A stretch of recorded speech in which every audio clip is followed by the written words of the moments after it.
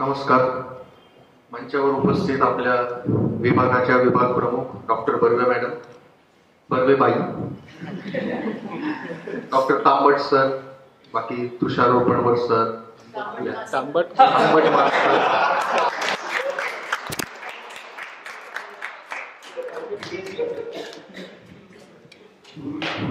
गुरुजी मला आता मास्टर हा शब्द सुद्धा मास्टर पासून आला, म्हणजे तो सुद्धा मराठी नाही येत असा ना. रोपणवर मास्टर, गुरुजी म्हणा, गुरुजी आंबट गुरुजी, रोपणवर गुरुजी, आत्ता झालेले नरडेली गुरुजी, बाई, सोनलबाई आणि सगळे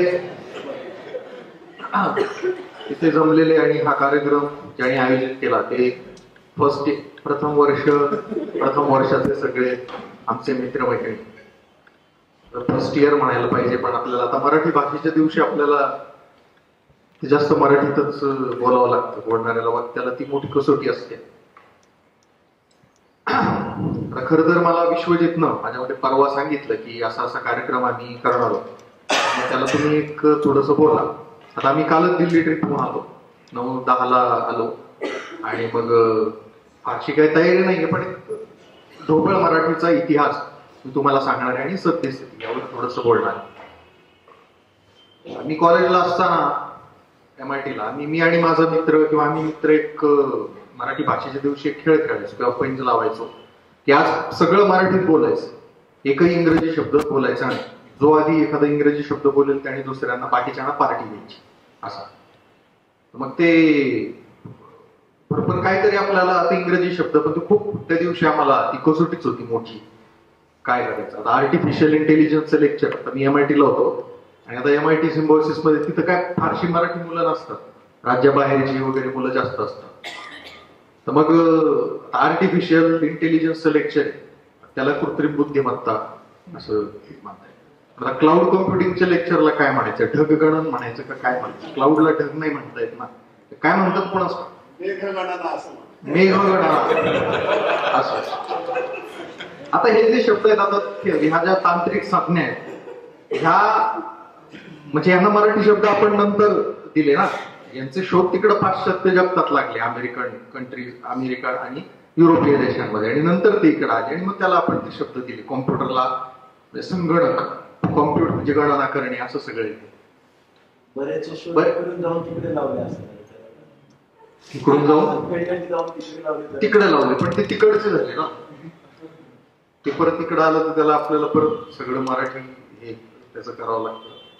तर मराठी ही भाषा, मराठी राजभाषा दिन आहे. वि.वा. शिरवाडकरांची जयंती आपण मराठी भाषा दिन म्हणून साजरी करतो. ही मराठी भाषा फार जुनी, 2000-2500 वर्षांपूर्वीची. आपण असं नुसतं ऐकत असतो मराठी भाषेला अभिजात भाषेचा दर्जा द्या. ती नेमकी काय असतं? अभिजात भाषा म्हणजे क्लासिकल लँग्वेज. 2004 पासून केंद्र सरकारनं हे सुरू केलं, अभिजात भाषेचा दर्जा देणं भारतीय भाषांना. त्यासाठी 4 निकष आहे. ती भाषा फार जुनी पाहिजे, ती स्वतः तिचा म्हणजे काय म्हणूयात आपण त्याला, स्वतः म्हणजे संस्कृत किंवा दुसऱ्या कोणत्या तरी भाषेपासून निर्माण झालेली नको, तिच्यातलं साहित्य दर्जेदार पाहिजे, 2000 वर्षांपूर्वीचं पाहिजे, असे साधारण ते निकष आहेत.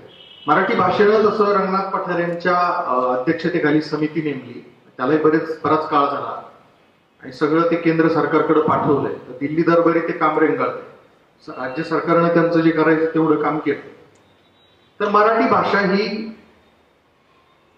आपण म्हणतो संस्कृत पासून ती तयार झालेली आहे. जशी हिंदी वगैरे भारतीय बाकीच्या भाषांची जननी ही संस्कृत. म्हणजे संस्कृत, मराठीला आपण माय मराठी म्हणतो, संस्कृती आपली आजीच आहे.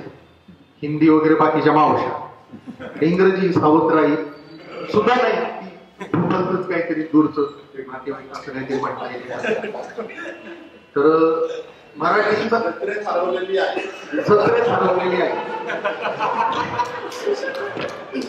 किंवा मग बरं जाऊ बोलता येत नाही. तर मराठी भाषा ही फार जुनी आहे. सातवाहन, आता जास्त फॅक्च्युअल पण बोलता येत नाही, सगळ्यांच्या डोक्यावरून जाईल जास्त फॅक्ट सांगितलं की, पण एक साधारणतः 2000 वर्षांपूर्वी सातवाहनांची सत्ता महाराष्ट्रामध्ये जी होती त्यांच्या काळात महाराष्ट्रीय प्राकृत म्हणून भाषा होती, म्हणजे खूप पूर्वी संस्कृतच होती. वैदिक काळामध्ये सगळे संस्कृतमध्ये बोलायचे आणि नंतर त्या संस्कृत पासून अशा प्राकृत भाषा तयार झाल्या. प्राकृत भाषा म्हणजे प्रकृतीपासून तयार झालेल्या. प्रकृती म्हणजे निसर्ग. आणि संस्कृत जी होती मूळ ही अभिजात वर्गापुरती मर्यादित राहिली. म्हणजे ब्राह्मण मंडळी किंवा क्षत्रियांमध्ये जी मंडळी होती, राजघराणे, राजे विजे, ते त्यांच्यापुरती संस्कृत मर्यादित राहिलेली होती. महाराष्ट्री असेल, शौरसेनी, पैशाची, मागधी या भाषा होत्या प्राकृत. त्यातली महाराष्ट्री प्राकृत ही महत्वाची भाषा होती आणि सातवाहनांची ती राजभाषा होती. पण धर्म भाषा ही संस्कृतच होती बऱ्यापैकी भारतामध्ये. तर 13व्या शतकामध्ये आपण जर बघितलं तर मराठी भाषेत साहित्य निर्मिती झाली. तसं पाहता वारकरी संप्रदायाला, महानुभाव संप्रदायाच्या काळामध्ये ती साहित्य निर्मिती झाली. ज्ञानेश्वरांनी हे जे केलं, मराठी ज्ञानेश्वरी लिहिली, म्हणजे भगवद्गीतेवरचं मराठी भाष्य पहिलं बिगर संस्कृत भाष्य आहे जगातलं. त्याच्या आधी बरेचसे भाष्य लिहिले पण ते संस्कृतमध्येच लिहिले, सर्वसामान्यांपर्यंत ते पोहोचावं म्हणून. तर त्या 13व्या शतकामध्ये मराठी, आता मराठीचा उगम आपण 13व्या शतकातला मांडतो, 12-13व्या शतकातला.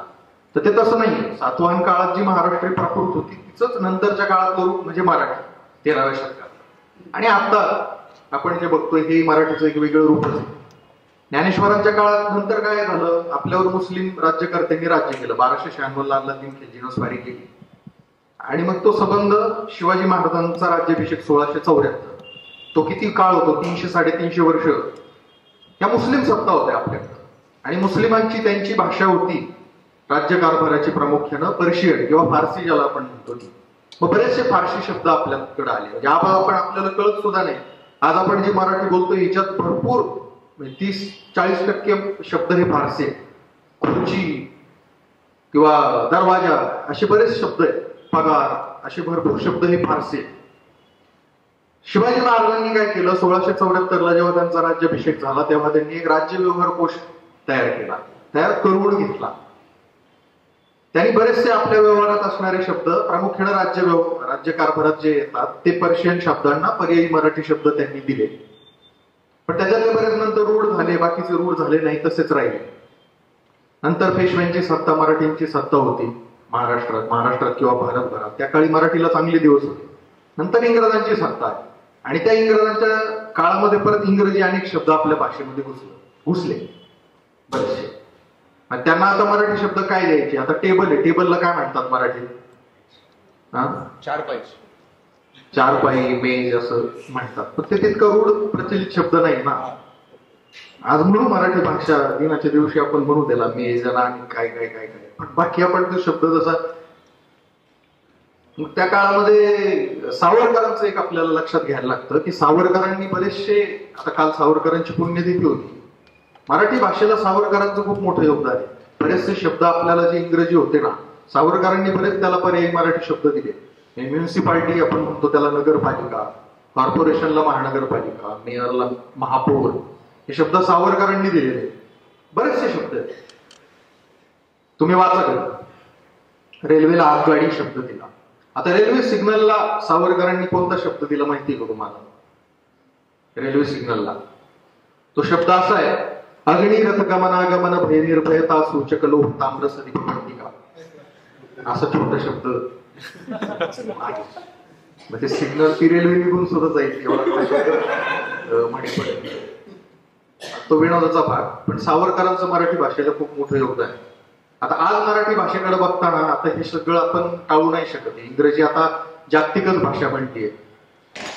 पण आता जेवढे शब्द मराठीमध्ये आहेत, जे लोक पावत चाललेत, हे आपण टिकवून ठेवले पाहिजे. आपण मराठीत एकमेकांशी बोलताना पूर्ण मराठीत बोललं पाहिजे. त्याच्यात तरी इंग्रजी शब्द कशाला? आता बॅगला पिशवी तर म्हणू शकतो ना आपण. पिशवी हा रूढ आहे शब्द. बॉटलला बाटली आपण म्हणू शकतो. क्लासरूमला वर्ग म्हणू शकतो. शिक्षक म्हणू शकतो टीचरच्या ऐवजी. हे आपल्यापासून आपण सुरुवात केली पाहिजे.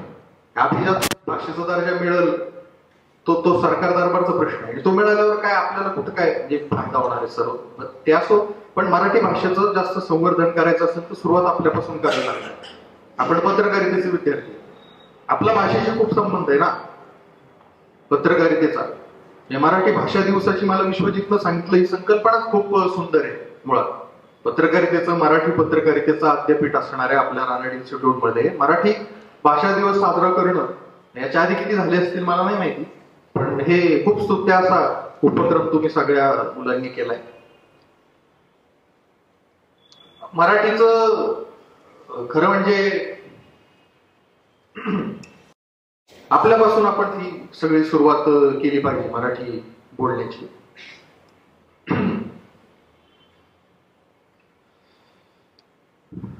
तर मराठी टिकणार आहे आणि तिचं जास्त संवर्धन होणार आहे.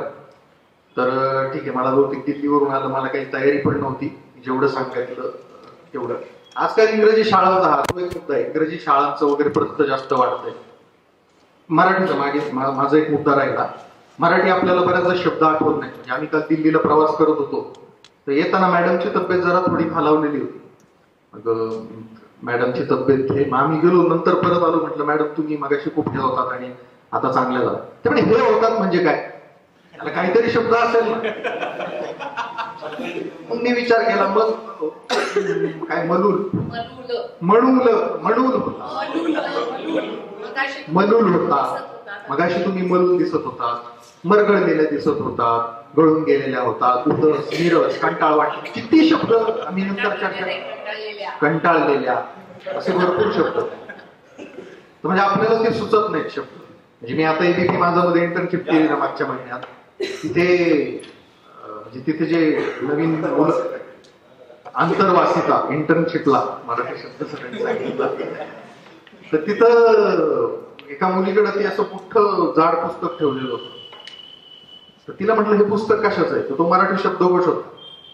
तिला म्हटलं हे पुस्तक 3 महिने खांडेकर सरांनी हे दिलं, बऱ्याचदा ते सुचत नाही शब्द आपल्याला, तर त्याच्यातून बघायला मराठी शब्दकोश, एखादा शब्द आणि त्याचा अर्थ पूर्ण आणि त्याला पर्यायी बाकीचे मराठी शब्द असाच होता. तर ते आपण वाचायला पाहिजे, प्रत्येकाने तो मराठी शब्दकोश घ्यायला पाहिजे. आपण पत्रकारितेच्या विद्यार्थ्यांनी तरी, शिक्षक कितपत सांगतात मला माहिती नाही, तो शब्दकोश आपण खरेदी करायला पाहिजे.